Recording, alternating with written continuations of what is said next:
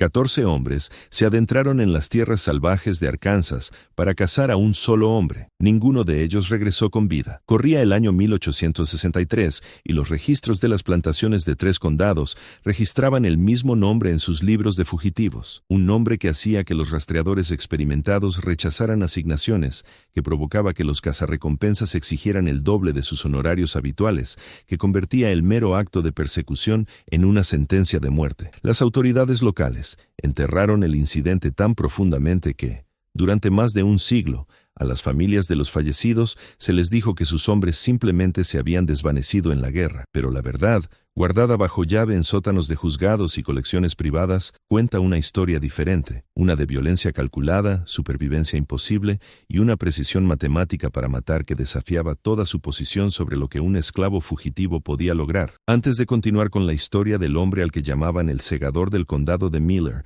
necesitamos entender el mundo que lo creó y las fuerzas que transformaron una propiedad humana en el asesino más eficiente que la frontera de Arkansas jamás había visto. El condado de Miller, Arkansas, en el otoño de 1862, existía en el borde irregular del control confederado. El condado se extendía a lo largo del Río Rojo, sus 60,000 acres divididos entre 43 plantaciones. Cada una era un reino autónomo de algodón, madera y carne humana. La plantación Hodgkins, donde comienza nuestra historia, se extendía a lo largo de 4,000 acres de tierras bajas, un suelo negro y rico que producía un algodón tan fino que alcanzaba precios de primera calidad, incluso mientras la guerra estrangulaba el comercio sureño. La casa de la plantación se erguía en una suave elevación, una estructura de 2 pisos de ciprés encalado con 12 habitaciones y galerías que atrapaban cualquier brisa que el calor del verano permitía. Pero eran los barrios los que definían el verdadero carácter de la propiedad Hodgkins. No las típicas cabañas de esclavos dispuestas en hileras ordenadas, sino un sistema de recinto que el propietario Robert Hodgkins había diseñado él mismo. 32 estructuras albergaban a 214 personas esclavizadas, organizadas por habilidad y valor. Las herrerías, los edificios de carpintería y la curtiduría ocupaban la sección este. Los trabajadores de campo vivían en los barrios del oeste y en un recinto separado rodeado por su propia cerca se encontraba la casa de castigo. Robert Hodgkins creía en la corrección sistemática, había estudiado los escritos de expertos en gestión de plantaciones, mantenía correspondencia con propietarios de todo el sur y desarrolló lo que llamó disciplina calibrada, una metodología que emparejaba infracciones con consecuencias específicas con precisión científica. Mantuvo registros detallados de cada castigo administrado, anotando el implemento utilizado, el número de golpes y el resultado conductual. Estos libros de contabilidad, conservados en los archivos estatales de Arkansas, revelan una mente obsesionada con el control, con reducir a los seres humanos a variables en una ecuación que creía haber perfeccionado. Entre la población esclavizada, un hombre se destacaba no por ningún privilegio especial, sino por una cualidad que perturbaba incluso a los capataces que lo dirigían. Los registros de la plantación lo listan solo como Bass, comprado en 1856 a un traficante de Tennessee por $900, una suma extraordinaria que el libro justificaba con una sola anotación: capacidades físicas inusuales y aptitud mecánica. Bass medía 6'2" de altura, con una constitución que sugería no volumen, sino una eficiencia terrible, el tipo de físico que no provenía del ocio, sino de años de trabajo que habrían quebrado a hombres menores. Trabajaba como herrero y herrador, habilidades que le daban acceso a herramientas, al metal, al conocimiento práctico de cómo se hacían las cosas y, más importante, cómo podían romperse. El herrero blanco de la plantación, un inmigrante alemán llamado Otto Brenner, anotó en una carta a su hermano que Bass tenía una mente para la mecánica que superaba a cualquier artesano que haya conocido, independientemente de su posición. Puede mirar una cerradura o mecanismo complejo y entender su funcionamiento al instante. Me inquieta, aunque no puedo decir por qué. Lo que inquietaba a Brenner era bastante simple. La inteligencia en un esclavo era peligrosa, pero la inteligencia combinada con el silencio absoluto era aterradora. Bass hablaba solo cuando se le dirigía directamente, respondía con el mínimo de palabras requeridas y mostraba a sus dueños un rostro que no revelaba nada. Los esclavos de la casa susurraban que había aprendido esto en Tennessee, que su dueño anterior había intentado doblegarlo usando métodos que dejaron cicatrices en su espalda como un mapa de sufrimiento. Pero si ese sufrimiento había roto algo en Bass, no era su voluntad, era cualquier capacidad que pudiera haber tenido para la misericordia. Llevaba 6 años en la plantación Hodgkins cuando estalló la guerra. Mientras otros esclavos susurraban emocionados sobre los ejércitos de la Unión y la libertad, Bass permanecía en silencio. Mientras otros eran atrapados intentando escapar y sometidos a la disciplina calibrada de Hutchinson, Bass no mostraba inclinación a huir. Herraba caballos, reparaba herramientas, fabricaba bisagras y cadenas y grilletes con manos que nunca temblaban, ojos que nunca se encontraban con los de los hombres blancos que supervisaban su trabajo. Robert Hotchkiss creía que había encontrado al esclavo perfecto, talentoso, obediente, aparentemente contento dentro de los límites de su existencia. No tenía idea de que estaba mirando a un hombre que había pasado 6 años estudiando cada centímetro de la plantación, memorizando horarios de patrulla, catalogando armas y preparándose para un momento que requeriría una sincronización perfecta y una crueldad absoluta. Ese momento llegó el 3 de noviembre de 1862, cuando Hotchkiss cometió el error de llevar a Bass con él a la sede del condado. El viaje a Texarkana debería haber sido rutinario. Un viaje trimestral para manejar asuntos legales, comprar suministros y mantener las conexiones sociales que mantenían en funcionamiento a la sociedad de las plantaciones. Hotchkiss llevó a Bass para manejar los caballos y ayudar a cargar artículos pesados. Lo que Hotchkiss no sabía era que Bass había estado esperando exactamente esta oportunidad para estar fuera de la plantación en una ciudad donde múltiples caminos ofrecían rutas de escape, donde el caos de la guerra hacía que los movimientos inusuales fueran menos sospechosos. El día transcurrió normalmente hasta media tarde, cuando Hotchkiss se detuvo en el juzgado del condado para presentar documentos relacionados con una disputa de propiedad. Dejó a Bass con el carro en la calle, una decisión que habría sido impensable antes de la guerra, pero que se había vuelto común a medida que la mano de obra blanca escaseaba. La multitud habitual de comerciantes, soldados de permiso y granjeros realizando negocios llenaba las calles. Nadie prestó especial atención a un esclavo más de pie junto a un carro. Lo que sucedió a continuación se desarrolló tan rápidamente que los testigos apenas pudieron reconstruir la secuencia. Hotchkiss salió del juzgado alrededor de las 4:00, papeles en mano, discutiendo algo con el secretario del condado. Caminó hacia el carro, todavía hablando, y extendió la mano hacia el banco del conductor. Bass estaba de pie junto al carro, con la cabeza inclinada, en postura sumisa. Luego, en un movimiento que Otto Brenner reconocería más tarde como similar a cómo Bass golpeaba el metal caliente en el yunque, con una economía perfecta y una fuerza devastadora, Bass recogió un fardo de cadenas de hierro de la caja del carro y las balanceó en un amplio arco que atrapó a Hotchkiss en el costado de la cabeza. El testimonio del secretario, dado bajo juramento 3 días después, declaró que Hotchkiss cayó como una marioneta con los hilos cortados. Bass no se detuvo a confirmar los resultados. Soltó las cadenas, agarró un rollo de cuerda y un saco de arpillera del carro y saltó al banco del conductor. Antes de que alguien en la calle pudiera procesar completamente lo que habían presenciado, tenía a los caballos moviéndose a un medio galope que rápidamente se convirtió en un galope tendido, dirigiéndose al este por el camino que conducía hacia la zona de bosques profundos a lo largo del río Sulphur. El secretario corrió a la calle, pidiendo ayuda a gritos. La gente corrió hacia donde Hotchkiss yacía en el polvo, la sangre acumulándose alrededor de su cabeza. Un médico lo examinó y declaró que aún vivía, aunque apenas. Alguien disparó un tiro de rifle, la señal tradicional de que un esclavo había huido. En cuestión de minutos, la alarma se había extendido por Texarkana como fuego por la hierba seca. Al atardecer, 18 hombres se habían reunido en el juzgado, una mezcla de capataces de plantaciones, cazadores de esclavos profesionales y cazarrecompensas oportunistas atraídos por la recompensa de $300 que el hermano de Hotchkiss publicó desde su cama, donde yacía con el cráneo fracturado y perspectivas inciertas. El grupo se organizó bajo el liderazgo de un hombre llamado William Taggart, un cazador de esclavos con reputación de nunca perder un fugitivo. Taggart había pasado 20 años persiguiendo fugitivos por Luisiana, Mississippi y Arkansas. Poseía 6 perros, animales salvajes entrenados para rastrear e inmovilizar, y llevaba una escopeta modificada cargada con sal gruesa, diseñada para causar un dolor agonizante sin matar a la valiosa propiedad. Pero Taggart cometió un error crítico de juicio esa noche. Evaluó a Bass como un fugitivo típico, desesperado, presa del pánico, tomando decisiones impulsadas por el miedo en lugar del cálculo. Dividió a sus 18 hombres en 3 grupos. 6 hombres seguirían el camino hacia el este. 6 tomarían una ruta paralela a través del bosque. Los 6 restantes, incluido el propio Taggart, darían un rodeo hacia el norte y se posicionarían para interceptar a Bass cuando inevitablemente intentara cruzar al territorio indio, donde los esclavos fugitivos a menudo buscaban refugio. Era una estrategia sólida para perseguir a un fugitivo asustado. Contra Bass fue un suicidio. El primer cuerpo fue descubierto 48 horas después de que Bass desapareciera. Un granjero lo encontró en un barranco a 3 millas del camino principal.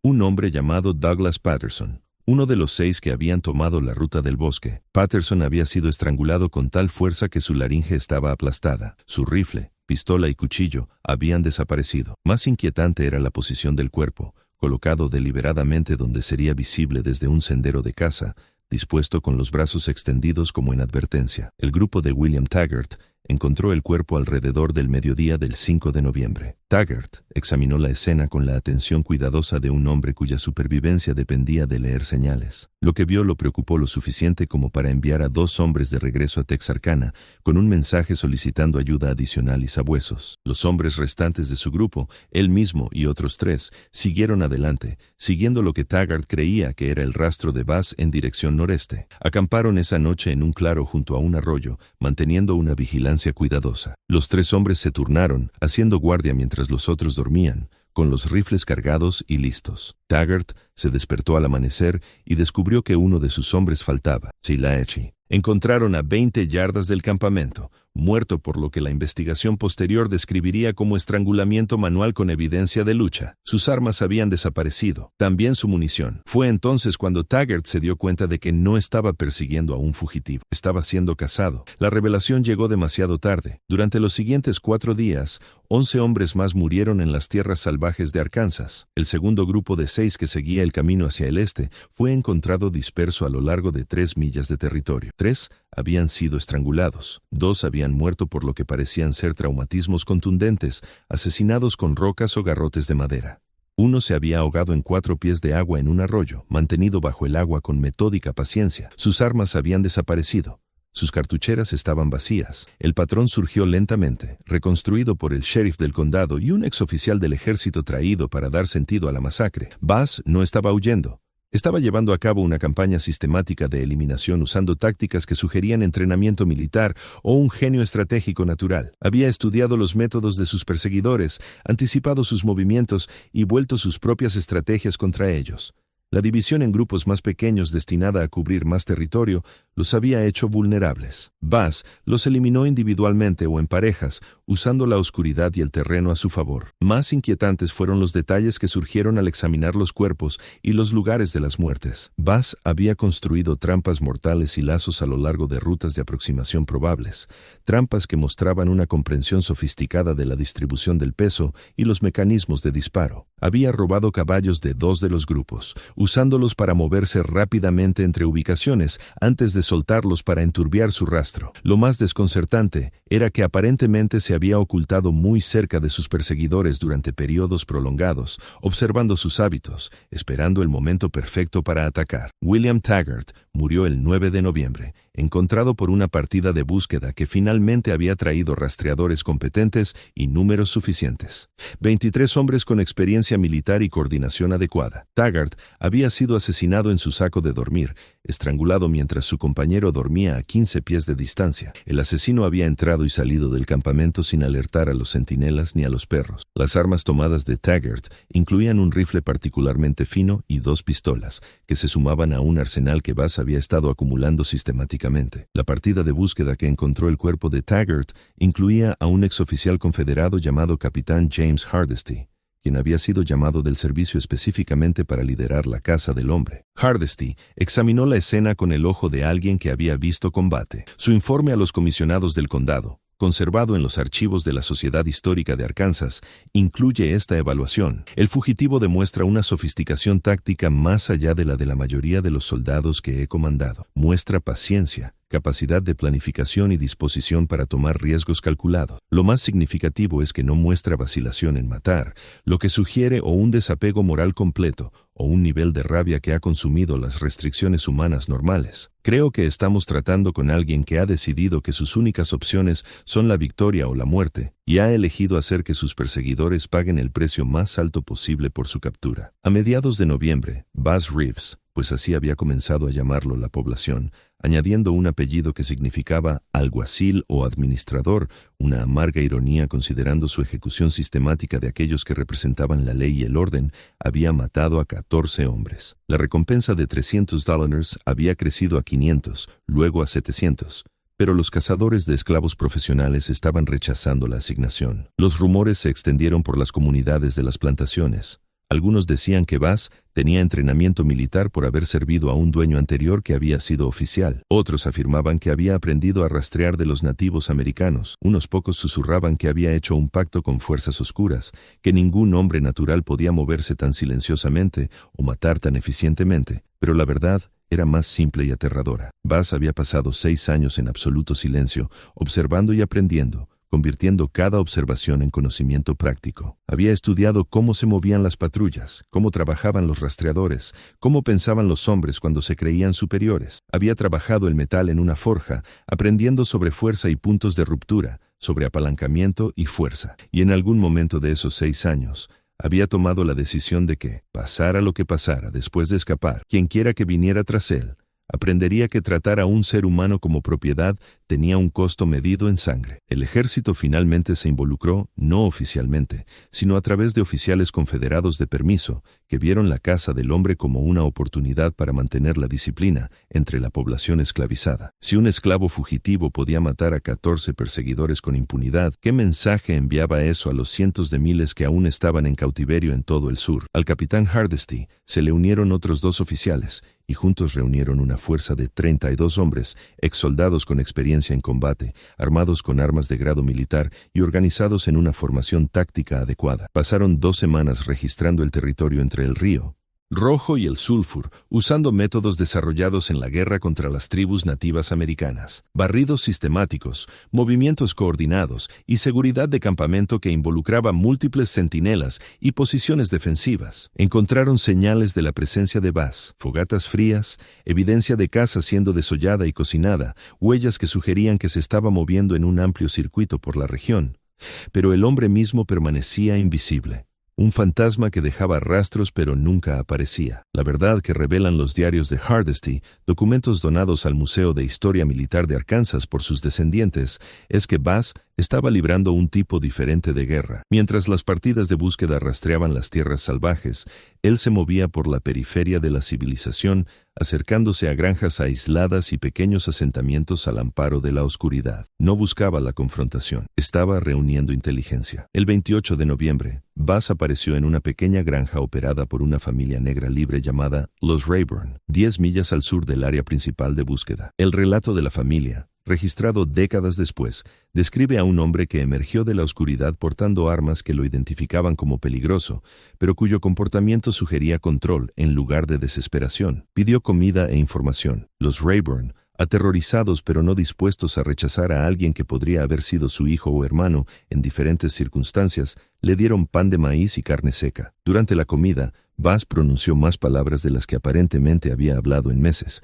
Preguntó sobre las rutas de patrulla, sobre qué familias podrían albergar a un fugitivo, sobre la ubicación de las unidades más cercanas del ejército de la Unión. La guerra estaba cambiando. Incluso en la remota Arkansas, la gente sabía que las fuerzas de la Unión controlaban posiciones clave a lo largo del Mississippi. La libertad, si se podía encontrar, yacía al este, más allá del alcance de la ley confederada. Los Rayburn le contaron a Bass sobre un asentamiento de esclavos refugiados a lo largo de la frontera entre Arkansas y Luisiana, una comunidad precaria protegida por cañoneras de la Unión en el río. Le advirtieron que el viaje era de más de 100 millas a través de territorio hostil, pasando por docenas de plantaciones y puestos militares. Bass escuchó, les dio las gracias y desapareció de nuevo en la oscuridad, pero no se dirigió al este. En cambio, se volvió hacia el condado de Miller, hacia el territorio donde se concentraban las partidas de búsqueda. Los diarios de Hardesty expresan perplejidad ante esta decisión. Toda consideración táctica sugería que Bass debería huir tan rápida y lejos como fuera posible. ¿Por qué regresaría al área de mayor peligro? La respuesta quedó clara el 3 de diciembre, cuando la plantación Hotchkins fue atacada. El asalto ocurrió.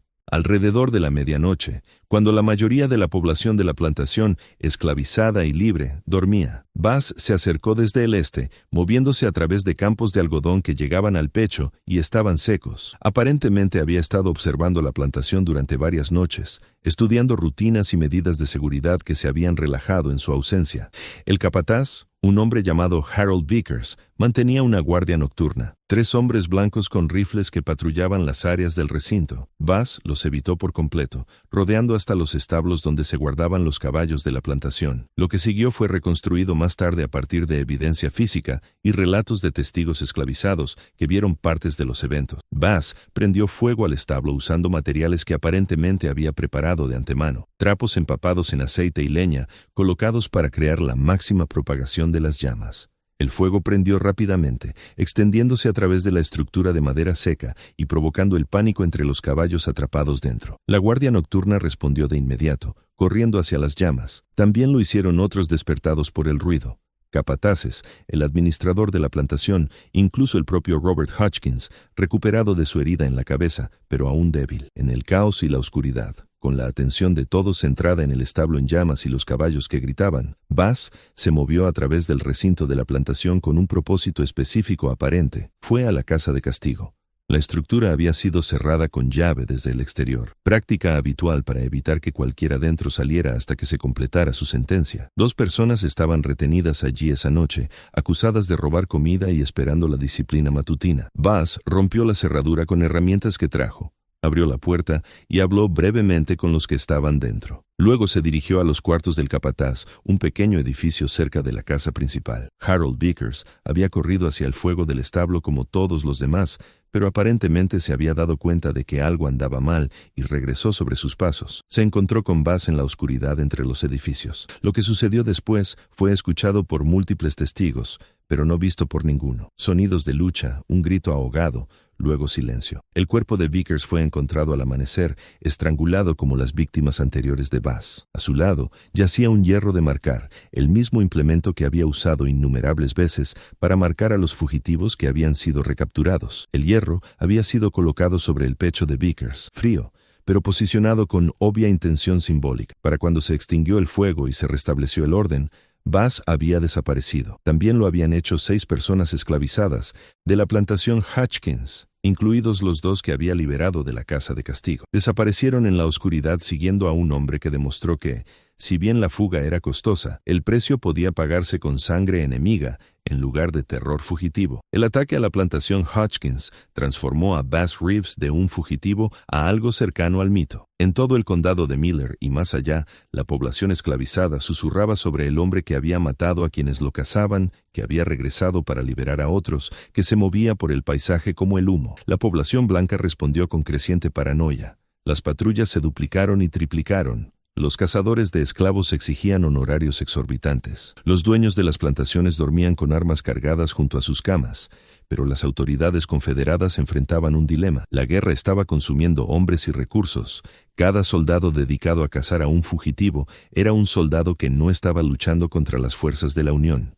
Y Bass ahora había demostrado que la persecución significaba bajas. Los 14 hombres que había matado representaban una pérdida significativa para un condado que ya había enviado a la mayoría de sus hombres blancos, aptos al servicio militar. El capitán Hardesty propuso un enfoque diferente. En lugar de continuar la persecución activa, su estrategia implicaba establecer un perímetro y esperar. Bass tenía que comer, tenía que encontrar refugio, tenía que moverse eventualmente hacia las líneas de la Unión si realmente quería la libertad. Hardesty posicionó sus fuerzas en cruces de ríos clave y a lo largo de carreteras principales. Coordinó con los condados vecinos, creando una red de puestos de control y patrullas diseñados para atrapar a Bass cuando inevitablemente intentara viajar al este. Durante 3 semanas en diciembre, la estrategia pareció funcionar. No hubo avistamientos, ni ataques, ni señales de la presencia de Bass. Hardesty creía que el fugitivo estaba escondido en algún lugar, posiblemente herido, definitivamente con pocas provisiones. El invierno se estaba instalando.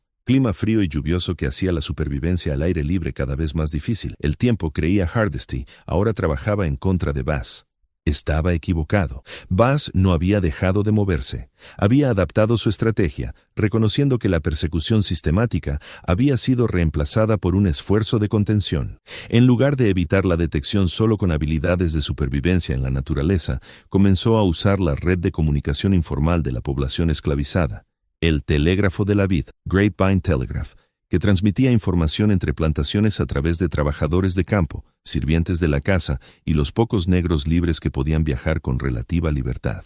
A través de esta red, Bass se enteró de los horarios de las patrullas, las ubicaciones de los puestos de Minot Control y los documentos de identificación que portaban los negros libres. El 18 de diciembre, un granjero negro libre llamado Samuel Hayes informó a las autoridades que le habían robado sus papeles de su casa mientras trabajaba en sus campos. El robo parecía menor. Dichos papeles podían reemplazarse, pero representaba algo más significativo. Bass ahora tenía documentación que le permitiría moverse por los caminos a la luz del día, reduciendo su dependencia de viajar por la naturaleza. El 22 de diciembre, Bass cruzó el río Sulphur en un punto 10 millas al norte de la línea de avanzada del capitán Hardesty. Había pasado días observando las patrullas, cronometrando sus movimientos, identificando la brecha en la cobertura que existía durante aproximadamente 40 minutos cada tarde cuando ocurrían los cambios de turno. Viajó como Samuel Hayes, llevando papeles robados y guiando un caballo que había tomado de una granja aislada. Cualquiera que lo viera, veía a un hombre negro libre ocupándose de asuntos legítimos. Para el 24 de diciembre, estaba a 40 millas al este del condado de Miller, mucho más allá del alcance práctico de la persecución. Había entrado en territorio disputado entre las fuerzas confederadas y de la Unión, donde la autoridad estaba fragmentada y la aplicación de la ley era inconsistente. Las 6 personas que había liberado de la plantación Hodgkins estaban dispersas por la región. Los había separado deliberadamente, sabiendo que un solo grupo grande de fugitivos atraería la atención, pero los individuos podrían escabullirse. El propio Bass continuó hacia el este, moviéndose hacia el río Mississippi y las posiciones de la Unión más allá. Viajó de noche cuando fue posible, se quedó en comunidades negras libres cuando pudo encontrarlas, y mostró la misma paciencia y cálculo que lo habían mantenido con vida durante 2 meses de ser el hombre más buscado de Arkansas. El 7 de enero de 1863, alcanzó las líneas de la Unión, específicamente un campamento de las terceras tropas de color de los Estados Unidos que operaban en el este de Arkansas. Los registros del regimiento, conservados en los archivos nacionales, incluyen una entrada de esa fecha que nota la llegada de un refugiado de la esclavitud que informó de la muerte de 14 perseguidores durante su escape. El oficial al mando, el coronel Samuel Thompson, entrevistó a Bass personalmente y registró sus impresiones. Un individuo de capacidad inusual y completo dominio de sí mismo. No muestra remordimiento por los hombres que mató, lo que describe como una acción militar necesaria contra combatientes que intentaban su captura. Cuando se le preguntó si sentía culpa, declaró: «Siento lo que cualquier soldado siente después de la batalla, alivio por sobrevivir y satisfacción por completar la misión». Su misión, aparentemente, era adquirir su libertad por la fuerza de las armas, habiendo concluido que la huida pacífica era imposible. El ejército de la Unión le ofreció a Bass alistarse, lo cual aceptó. Sirvió durante el resto de la guerra en diversas capacidades: explorador, recolector de inteligencia y, finalmente, soldado. Sus registros militares describen un servicio competente, pero señalan que rara vez hablaba de sus experiencias antes de llegar a las líneas de la Unión. Después de la guerra, desapareció del registro histórico, uno de los millones de personas liberadas que se dispersaron por la nación buscando nuevas vidas.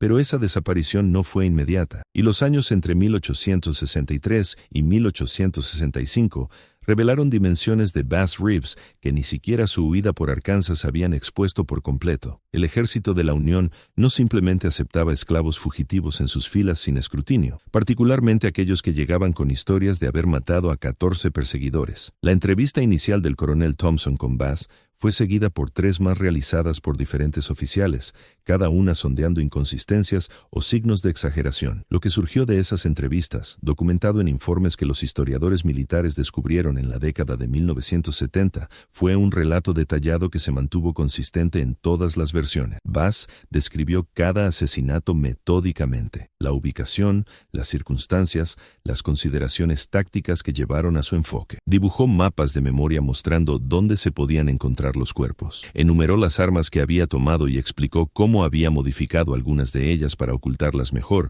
o para mayor eficiencia. Los oficiales que realizaron las entrevistas llegaron a una conclusión unánime: declarada explícitamente en un informe fechado el 15 de enero de 1863. Este individuo no es jactancioso ni está arrepentido. Describe actos de violencia letal con el desapego de un artesano explicando su trabajo. Lo evaluamos como altamente capaz, potencialmente valioso para operaciones irregulares y completamente confiable dentro del alcance de las tareas asignadas. También lo evaluamos como alguien a quien nunca se le debe dar motivo para considerarnos enemigos. Esa última observación resultó profética. Bass fue asignado a una unidad de exploradores que operaba en territorio disputado. La zona fluida entre el control confederado y el de la Unión, donde la información era moneda de cambio y la supervivencia dependía de leer situaciones rápidamente, el trabajo de explorador se adaptaba perfectamente a sus capacidades. Se movía a través de paisajes poblados por personas que se parecían a él, hablaban su idioma y tenían todas las razones para ayudar a las fuerzas de la Unión, pero también todas las razones para temer las represalias confederadas. La habilidad de Bass para aparecer y desaparecer, para leer a las personas y las situaciones, para tomar decisiones sin dudarlo. Todas las habilidades que desarrolló durante su huida se tradujeron directamente en efectividad militar. Su historial de servicio incluye elogios de 3 oficiales al mando diferentes. Uno fechado en julio de 1863, señala, el cabo Reeves localizó y mapeó las coordenadas del depósito de suministros confederado, que resultó en una incursión de caballería exitosa. Entró solo en territorio hostil, recopiló inteligencia a través de la observación y conversación con la población de color local, regresó con información procesable que resultó ser completamente precisa. Otro de marzo de 1864. El cabo Reeves se ofreció voluntario para una misión de reconocimiento considerada de riesgo extremadamente alto. Regresó con inteligencia sobre movimientos de tropas que permitió el reposicionamiento de la artillería, probablemente evitando bajas significativas en el enfrentamiento posterior. Pero había otra dimensión en el servicio de guerra de Bass que no aparecía en los registros oficiales, una dimensión que solo surgió décadas después a través de entrevistas con otros veteranos de las tropas de color de los Estados Unidos. Aparentemente, Bass mantuvo contacto con la red de esclavos fugitivos y negros libres en Arkansas, Luisiana y Mississippi. Usaba sus misiones para pasar información a los esclavos de las plantaciones sobre las posiciones de la Unión, rutas seguras hacia la libertad y la cambiante situación militar. Más significativamente, ocasionalmente emprendía misiones no autorizadas con objetivos que no tenían nada que ver con la inteligencia militar y todo que ver con saldar cuentas. Un veterano llamado Isaiah Washington, entrevistado en 1903 para un proyecto que documentaba el servicio negro en la guerra civil, describió un incidente del otoño de 1863. Bass había regresado de una misión de reconocimiento y se enteró de que un cazador de esclavos llamado Robert Chenoweth estaba operando en el área. Uno de los cazadores profesionales que se había especializado en perseguir fugitivos en territorio controlado por la Unión y devolverlos a propietarios confederados por tarifas sustanciales. Chenoweth tenía una reputación de brutalidad que excedía incluso los estándares de su profesión. Aparentemente había estado involucrado en la persecución inicial de Bass en el condado de Miller, aunque había evitado el destino de los 14 hombres porque había estado fuera en otra asignación cuando Bass hizo sus eliminaciones sistemáticas. El relato de Washington describe a Bass saliendo del campamento sin autorización una noche, llevando solo un cuchillo y moviéndose con un propósito claro. Regresó 3 días después sin decir nada sobre dónde había estado. Una semana después, llegó al campamento de la Unión la noticia de que Chenoweth había sido encontrado muerto en su campamento, estrangulado mientras dormía, sus perros envenenados, sus armas y papeles tomados. Nadie conectó oficialmente a Bass con el asesinato, pero Washington recordó, todos lo sabíamos. La forma en que se sentó en silencio esa mañana cuando llegó la noticia, limpiando su rifle con manos que nunca temblaban. Lo sabíamos, y ninguno de nosotros dijo una palabra, porque Chenoweth había arrastrado a más de 60 personas de regreso a la esclavitud, y lo que sea que le pasó en la oscuridad fue un tipo de justicia que los tribunales y las leyes no proporcionarían. Este patrón aparentemente se repitió varias veces durante la guerra. Hombres que habían participado en la captura de esclavos, capataces conocidos por su particular crueldad, oficiales confederados que habían ordenado ejecuciones de soldados negros capturados. Ocasionalmente aparecían muertos en circunstancias que sugerían una ejecución profesional en lugar de bajas de combate. Los investigadores militares indagaron algunas de estas muertes, pero en el caos de la guerra, Con las bajas aumentando y las prioridades centradas en otros lugares, un cazador de esclavos muerto o un capataz brutal no justificaban una investigación exhaustiva. La evidencia más clara de la guerra privada de Bass surgió de documentos en el juzgado del condado de Miller descubiertos durante una renovación en 1992. Entre antiguos registros de impuestos y escrituras de propiedad, los investigadores encontraron un diario llevado por James Hodgkins, el hermano menor de Robert Hodgkins, quien había administrado lo que quedaba de la plantación después de la lesión de Robert. El diario cubre los años 1863 a 1875 e incluye referencias periódicas al asunto Reeves y preocupaciones sobre la seguridad. En una entrada fechada en noviembre de 1863, exactamente un año después de la fuga de Bass, James Hodgkins escribió: «El hermano de Harold Vickers, Thomas, llegó hoy, haciendo preguntas sobre las circunstancias de la muerte de Harold. Ha oído rumores de soldados que regresan del este de Arkansas, historias sobre un explorador de color con el ejército de la Unión que coincide con las descripciones de nuestra antigua propiedad. Thomas cree que el asesino de Harold no solo está vivo, sino que sirve activamente a nuestros enemigos. Quiere seguir con el asunto, pero le he aconsejado que no lo haga». 14 hombres persiguieron a Reeves y ninguno regresó. Thomas Vickers, sea cual sea su dolor, sería un 15º cadáver. Algunas deudas deben permanecer sin cobrar porque el costo de cobrarlas excede cualquier posible beneficio. Pero Thomas Vickers no siguió ese consejo. Documentos de los registros del Ejército de la Unión muestran que en enero de 1864, un civil fue capturado cerca de las líneas de la Unión portando un rifle cargado y papeles que lo identificaban como Thomas Vickers del condado de Miller, Arkansas. Afirmó ser un simpatizante confederado que recopilaba inteligencia, pero bajo interrogatorio admitió que estaba buscando a un individuo específico, un explorador de la Unión llamado Bass Reeves, a quien creía que había matado a su brother. El informe del interrogatorio, firmado por el propio Coronel Thompson, describe lo que sucedió después. El prisionero fue confrontado con el cabo Reeves en circunstancias controladas. Al ver a Reeves, el prisionero se agitó e hizo acusaciones sobre la muerte de su hermano, Harold Vickers, a quien Reeves presuntamente mató durante su huida de la esclavitud. El cabo Reeves confirmó el asesinato, declarando: «Su hermano participó en perseguirme con la intención de devolverme a la esclavitud o matarme en el intento. Me defendí usando los medios disponibles. Si desea seguir el mismo camino que eligió su hermano, encontrará el mismo fin. De lo contrario, tiene la oportunidad que él no tuvo, la oportunidad de marcharse y vivir». El prisionero fue posteriormente transportado a un punto de intercambio de prisioneros y entregado a la custodia confederada. Si Thomas Vickers siguió o no el consejo de Bass sigue siendo desconocido. Su nombre no aparece en registros militares posteriores y figura en las solicitudes de pensión confederada después de la guerra, lo que sugiere que sobrevivió. Pero el incidente revela algo crucial sobre la psicología de Bass durante este periodo. No se escondía de su pasado. Asumía lo que había hecho por completo, sin disculpas ni justificación,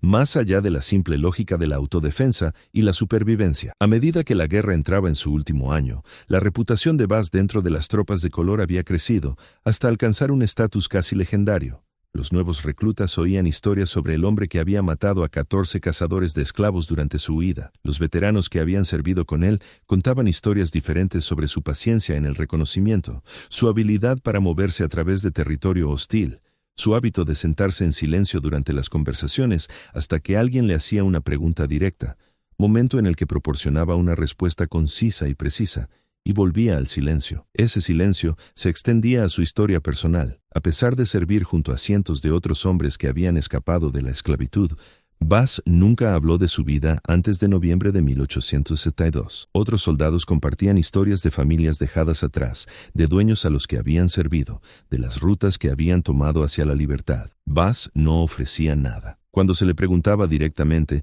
desviaba la conversación con variaciones de: «Esa vida terminó cuando quité las cadenas del carro de Hodgkins. Lo que importa es lo que viene después». Lo que vino después, cuando la guerra terminó en abril de 1865, fue una elección que enfrentaron 4 millones de personas recién liberadas. ¿Dónde ir? ¿Qué hacer? ¿Cómo construir vidas en una nación que los había definido como propiedad durante 2 siglos y medio? Para muchos veteranos de las tropas de color, la elección implicaba quedarse cerca de donde habían servido, aprovechando oportunidades de tierras o conexiones militares. Para Bass, la Elección aparentemente implicaba una separación completa de su pasado. El último registro militar definitivo de Bass Reeves está fechado el 18 de junio de 1865, un certificado de baja que anota la finalización del servicio y proporciona una descripción física básica. Bass Reeves, de color, edad aproximada 35 años, altura 6'2".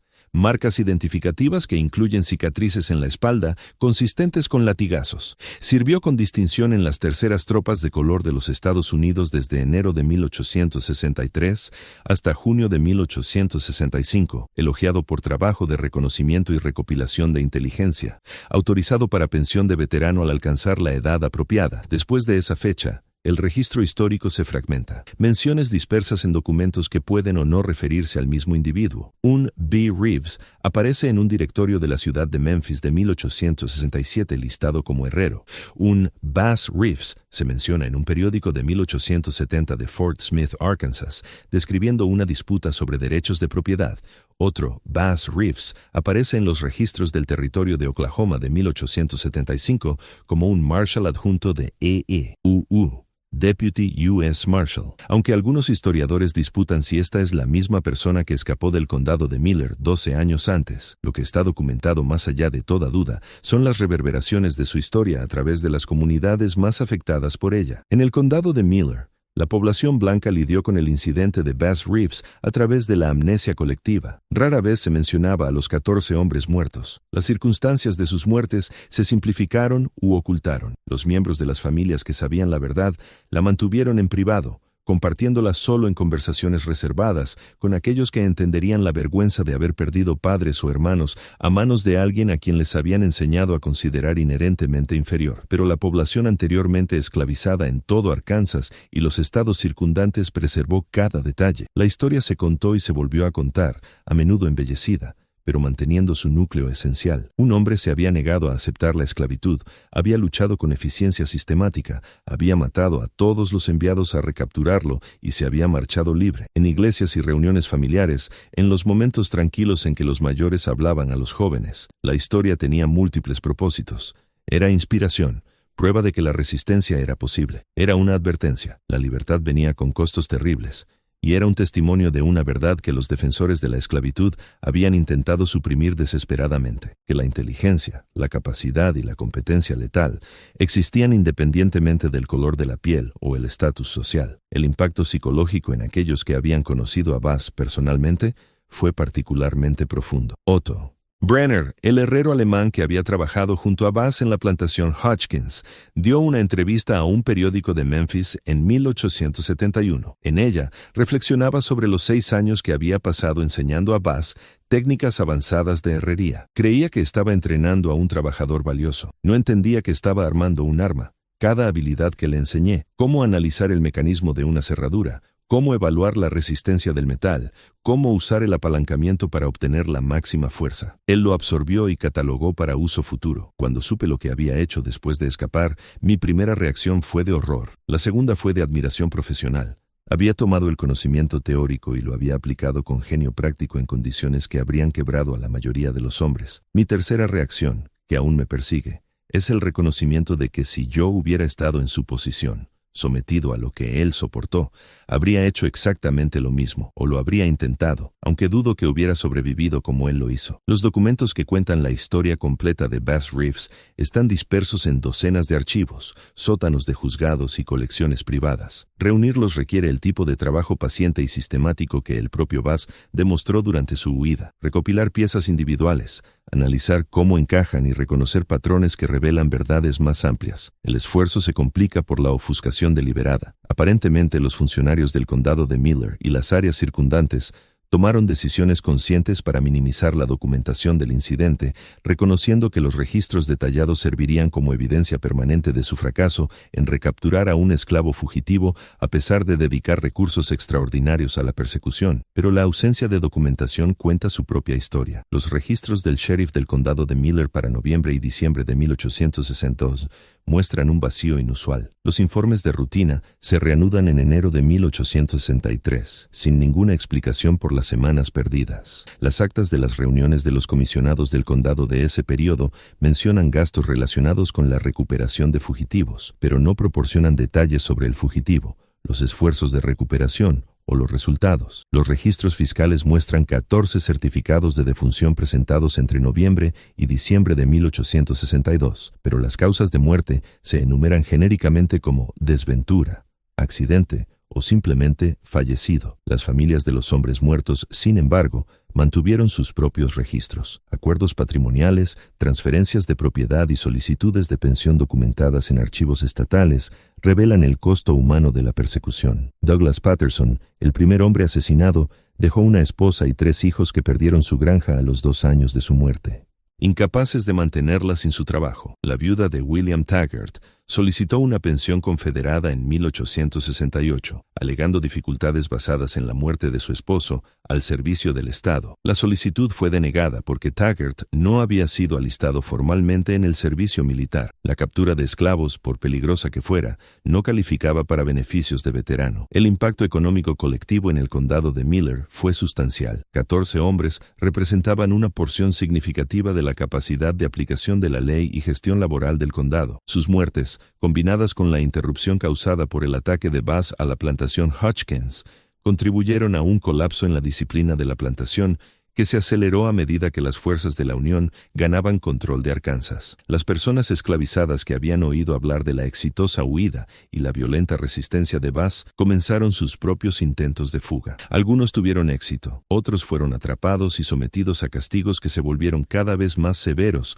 a medida que los propietarios intentaban desesperadamente mantener el control sobre la propiedad que entendía que pronto sería liberada. Robert Hotchkiss nunca se recuperó del trauma del ataque de Bass. Los registros médicos de un médico de Memphis, conservados en los archivos médicos de esa ciudad, describen el tratamiento de Hotchkiss en 1874 por síntomas que incluían dolores de cabeza persistentes, problemas de memoria y ansiedad paranoica. Las notas del médico describen a un hombre convencido de que su antigua propiedad regresará para completar el trabajo iniciado con el golpe de la cadena. El paciente mantiene armas cargadas en todo momento, se sobresalta con sonidos repentinos e informa dificultades para dormir. El examen físico muestra una fractura de cráneo curada con posible daño permanente al tejido cerebral. La condición psicológica parece arraigada en el trauma del asalto combinado con el reconocimiento de que el orden social que había asumido como permanente se está colapsando a su alrededor. Hotchkiss vendió su plantación en marzo de 1865, asumiendo una pérdida sustancial porque los compradores reconocieron que la agricultura basada en esclavos estaba terminando. Se mudó a Texas,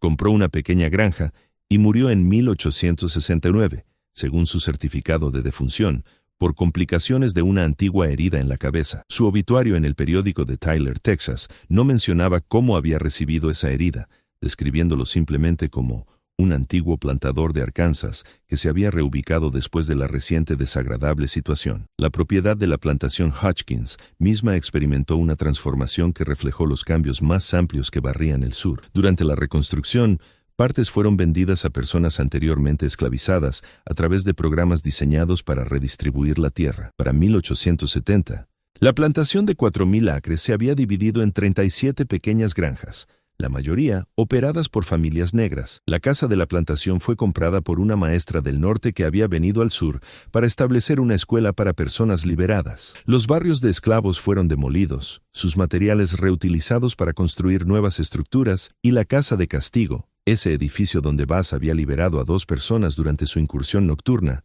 fue quemada en una ceremonia que los descendientes de los involucrados describieron como una limpieza necesaria de suelo maldito. La evidencia física del viaje de Bass por Arkansas ocasionalmente surgía de maneras inesperadas. En 1873, un granjero que limpiaba tierra cerca del río Sulphur descubrió un alijo de armas enterrado en un árbol hueco. 3 rifles, 2 pistolas, municiones y un cuchillo, todo envuelto en tela engrasada. Las armas coincidían con las descripciones de las tomadas de los hombres que Bass mató, lo que sugiere que las había escondido mientras se movía hacia las líneas de la Unión, incapaz de cargar todo, pero no dispuesto a dejarlas donde pudieran ser encontradas y usadas contra otros que buscaban la libertad. En 1889, trabajadores de la construcción que excavaban para un nuevo juzgado en Texarkana desenterraron lo que parecía ser un campamento preparado, una depresión en el suelo cubierta con ramas cortadas posicionadas para proporcionar ocultación mientras ofrecían vistas del área circundante. Entre los restos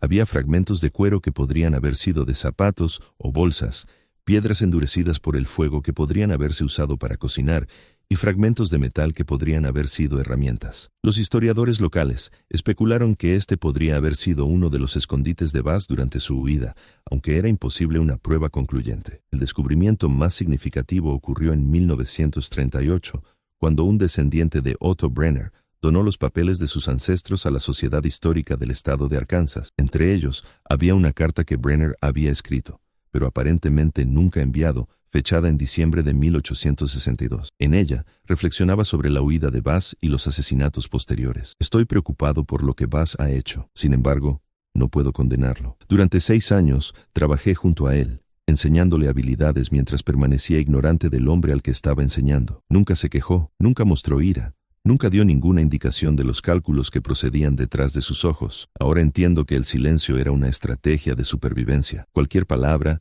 cualquier expresión, cualquier momento de falta de atención podría haber desencadenado el tipo de atención que hacía la vida insoportable. Así que presentó una máscara de cumplimiento mientras observaba todo, aprendía todo, preparándose para una oportunidad que requería solo momentos de acción. Violenta para iniciarse. Los hombres que mató creían que estaban persiguiendo propiedad. Murieron aprendiendo que estaban cazando a un ser humano que decidió que la vida como propiedad no era vida en absoluto, que la muerte era preferible a la esclavitud continua y que cualquiera que participara en su recaptura era un enemigo a eliminar sin vacilación ni piedad. Lo condenamos por esto, pero ¿qué más podía hacer? Someterse pacíficamente a la recaptura. Regresar dócilmente a las cadenas. Rogar por misericordia a hombres que habían construido sus vidas negando la misericordia a personas que se parecían a él. Pienso en las cerraduras que le enseñé a analizar, los mecanismos que le mostré cómo desmontar, los principios de apalancamiento y fuerza que le expliqué sin entender cómo los aplicaría. Lo armé intelectualmente y no me di cuenta, pero alguien más lo armó moralmente. Cada capataz que lo había golpeado, cada dueño que lo había vendido, cada cazador de esclavos que había perseguido a otros, cada elemento del sistema que trataba a los seres humanos como ganado. Crearon algo que no podían controlar y pagaron el precio por esa creación. La historia juzgará a Bass Reeves con dureza, sospecho. Mató a 14 hombres, la mayoría de ellos con familias que lamentan su pérdida. Pero me pregunto si la historia juzgará honestamente, si reconocerá que esos 14 eligieron participar en un sistema económico basado en la subyugación violenta, que persiguieron a Bass sabiendo que la captura significaba su regreso a condiciones que no impondríamos a los animales, que aceptaron la premisa de que algunos seres humanos existen como propiedad para que otros los exploten. Bass rechazó esa premisa con violencia. Sí, pero ¿qué es la esclavitud misma sino violencia hecha institucional, hecha respetable a través de la ley y la costumbre? Soy un simple artesano, no un filósofo, pero sé esto. El hombre al que enseñé herrería poseía una inteligencia y capacidad iguales a las de cualquiera que haya conocido, independientemente del color. El sistema que afirmaba poseerlo se basaba en una mentira, que tales capacidades no existían en personas de ascendencia africana, que la esclavitud era el orden natural en lugar de una brutalidad impuesta. Bass destruyó esa mentira a través de sus acciones. 14 hombres murieron aprendiendo que los esclavos podían pensar, planificar y ejecutar estrategias complejas. Miles más lo aprendieron viendo su huida, y millones eventualmente lo aprenderán a medida que esta guerra destruya la institución construida sobre esa mentira fundacional. Estoy preocupado, pero no sorprendido. La sorpresa habría sido si alguien con las capacidades de Bass hubiera permanecido dócil bajo condiciones diseñadas para quebrar el espíritu de hombres menores. Él se liberó en su lugar y sospecho que las generaciones futuras debatirán si fue un criminal o un luchador por la libertad, un asesino o un soldado, un monstruo o un héroe. Solo sé que era humano, plenamente humano. Y los humanos confrontados con sus circunstancias harán cosas extraordinarias para sobrevivir. La carta de Brenner nunca llegó a su destinatario previsto, su hermano en Pensilvania, pero su preservación proporciona una visión de cómo al menos un sureño blanco procesó la disonancia cognitiva de reconocer la capacidad y la humanidad en alguien que el sistema definía como propiedad. La pregunta de qué pasó con Bass después de junio de 1865 nunca ha sido respondida definitivamente. Los diversos Bass Reeves que aparecen en los registros históricos podrían ser la misma persona viviendo bajo su nombre elegido o diferentes personas que casualmente lo compartían. La falta de fotografías del periodo de la Guerra Civil hace imposible la confirmación visual. La ausencia de descripciones físicas detalladas más allá de la altura y las cicatrices significa que cualquier hombre negro razonablemente alto con cicatrices de latigazos podría haber sido el Bass Reeves que escapó del condado de Miller. Algunos investigadores creen que Bass ocultó deliberadamente su vida de la posguerra, reconociendo que su reputación como asesino podría atraer atención no deseada o intentos de venganza. Otros sugieren que simplemente desapareció en el anonimato que disfrutaron 4 millones de personas liberadas. Ya no era una propiedad que requiriera documentación, solo una persona más tratando de construir una vida en una nación transformada. La posibilidad más intrigante involucra al Marshal adjunto de EEUU, Deputy U.S. Marshal, llamado Bass Reeves, que sirvió en el territorio de Oklahoma desde la década de 1870 hasta principios del siglo XX. Este Bass Reeves fue legendario por derecho propio, un hombre de ley que, según se informa, arrestó a más de 3,000 criminales durante su carrera, mató a 14 hombres en defensa propia durante ese servicio y demostró habilidades de rastreo y tácticas que le ganaron la reputación de ser uno de los marshals más efectivos de la frontera. La coincidencia numérica: 14 hombres asesinados durante la huida de la esclavitud, 14 hombres asesinados durante su carrera como hombre de ley, ha alimentado la especulación de que son la misma persona. Las habilidades requeridas para la aplicación exitosa de la ley en la frontera: rastreo, supervivencia en la naturaleza, pensamiento táctico, capacidad para tomar decisiones de vida o muerte sin dudarlo, se alinean perfectamente con las habilidades que Bass demostró durante su huida. Y la psicología de alguien que había matado a cazadores de esclavos que lo perseguían bien podría traducirse en una aplicación efectiva de la ley en un contexto diferente. Pero el registro histórico no proporciona una conexión concluyente. El marshal llamado Bass Reeves afirmó haber nacido en Arkansas y haber sido liberado durante la guerra, pero no ofreció detalles sobre su vida esclavizada o su servicio militar. Desviaba las preguntas personales con el mismo tipo de silencio que caracterizaba al Bass Reeves que había escapado de la plantación Hotchkiss. Cuando se le preguntaba directamente sobre su pasado, según se informa, decía: «Lo que hice antes de tomar la placa no es relevante para el trabajo que hago ahora. Juzgúenme por mis acciones presentes, no por circunstancias pasadas. Fueran la misma persona o no, ambos Bass Reeves, el esclavo fugitivo y el hombre de ley, demostraron que la capacidad, la inteligencia y la efectividad existían independientemente de las categorías sociales que los defensores de la esclavitud habían insistido que definían el valor humano. Ambos desafiaron las suposiciones sobre lo que los hombres negros podían lograr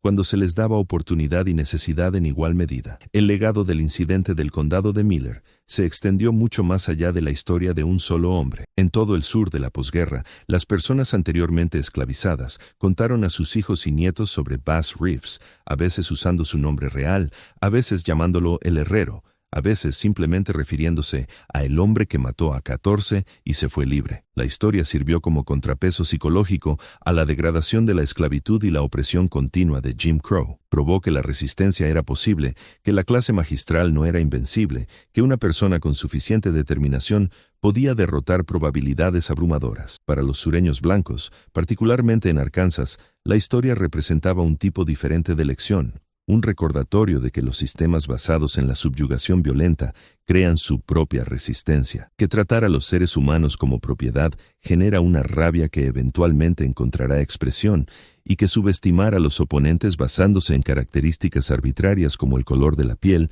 puede tener consecuencias fatales. Los 14 hombres que murieron persiguiendo a Bass tomaron una decisión cuando aceptaron la asignación. Eligieron participar en un sistema de esclavitud humana, usar sus habilidades y fuerza para mantener ese sistema, perseguir a alguien que decidió que la muerte era preferible a la esclavitud continua. Murieron porque subestimaron a su objetivo, porque asumieron superioridad basada en la raza en lugar de la capacidad, porque entraron en una competencia que no entendían contra un oponente que había pasado 6 años preparándose exactamente para este desafío. Bass Reeves, quien quiera que se convirtiera después de la guerra, dejó atrás una historia que no pudo ser suprimida. A pesar de los mejores esfuerzos de aquellos que la encontraron amenazante o vergonzosa, los documentos sobrevivieron en archivos dispersos, los recuerdos persistieron en la tradición oral y la verdad esencial permaneció. Un hombre rechazó la esclavitud con tal efectividad que 14 perseguidores murieron en el intento de recapturarlo, y la institución de la Chien Tenom, esclavitud en el condado de Miller, Arkansas,